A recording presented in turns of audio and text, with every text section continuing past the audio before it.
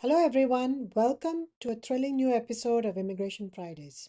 I'm your host, Prashanthi Reddy, and we're here again to guide you through the complex and ever evolving maze of U.S. immigration. This week, let's talk about H-1B transfers. This is a crucial topic because a lot of people who are already on a H-1B status want to change their employers, especially as the dynamic of the job market keeps changing. Many H-1B holders are looking to switch to a new job and they don't want to miss the opportunity. But how do they proceed with that? From the standpoint of immigration law, switching jobs or employers while already on a H-1 from one employer to another employer is called a H-1B transfer. Let's look into the fundamental difference between a H-1B transfer and a new H-1. A new H-1 is usually happens when a person changes from a different status to a H1, or it could be that the person is outside the country and they're filing for a H1 consular processing. And as I said, a H1B transfer is an instance where the employee is already on a H1 and they're seeking to move to a new employer and they're filing a transfer of their H1 from one employer to another employer. A key difference between the two is that with reference to a H1B transfer, you can usually work while the petition has been received by USCIS. You can start working for the new employer as soon as the petition is received.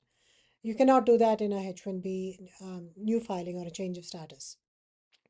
Also, a H-1B transfer case is usually a cap exempt case because the person is already on a H-1B. Of course, there could be an exception where the person is switching from a cap exempt employer to a cap subject employer. In that case, then they will be cap subject and then they have to file another. Now let's talk about the different steps involved in filing a H-1B transfer. Let's take a deeper dive into the process. In order to file a H-1B transfer, you have to first file an LCA, a labor condition application. The labor condition application usually details the work location, the salary, the prevailing wage that will be paid, the offered wage, and the job designation along with the SOC. So once this is approved from the Labor Department, which takes about 5 to 7 business days, the I-129 petition has to be filed, which is the actual H-1B petition, which is usually filed with the LCA approval. So initially it takes 5 to 7 business days to be able to file I-129 petition because you can't file it unless the DOL approves the labor condition. In addition to that, what you also need to pay attention to is maintenance of status. So you're submitting an LCA, you're submitting the I-129 petition, and you also have to submit all the supporting documents in order to file a H-1B transfer.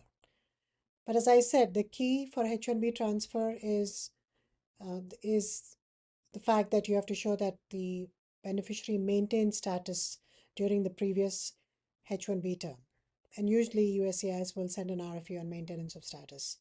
So it's important to show, in order to show that they're maintaining status, of course, you have to show the pay stubs to show that they're presently working for the employer. Then you have to show, maybe you have to show documents such as work schedules, performance review documents, proof of work product, in order to show that they're not just on the payroll, but they're actually working for the present employer.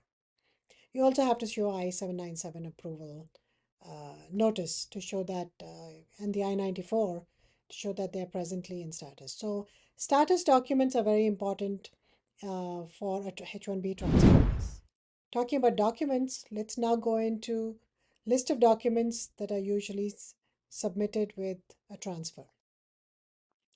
Some documents that are included are your current H-1B approval, which is I-797, your offer letter, your employment contract, of course, the labor condition application, as I just said, the I-129 petition, so all the I-129 related forms, the fees, the USCIS fees, very important, and of course, petitioner supporting documents to show bona fide employment, such as, and also to show that the business exists.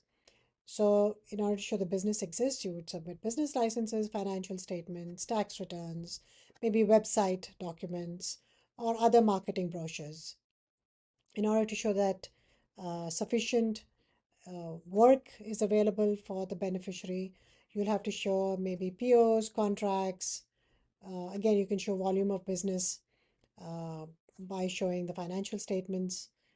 All this is to show that there is a bona fide offer of employment and that the employer actually has work for the employee. In addition to that, beneficiary documents have to be submitted. For example, the passport copy of the beneficiary, the educational certificates, and if an evaluation is needed, usually when it's a foreign degree, an evaluation will be needed. You have to submit evaluation documents. And I was talking about earlier maintenance of status documents, you'll have to submit those. So if you or someone else is looking for assistance with filing his or her H1B transfer, my team and I are here to help you navigate these complexities. Thank you for watching, and I look forward to assisting you on your H1B transfer. And that's a wrap for Immigration Fridays. If you haven't subscribed to our channel, please do so. Click on the bell icon and stay up to date with new episodes. And if you need to contact us, please reach out to us at 212-354-1010, or you can send me an email, prashanti@readyesq.com. Keep watching.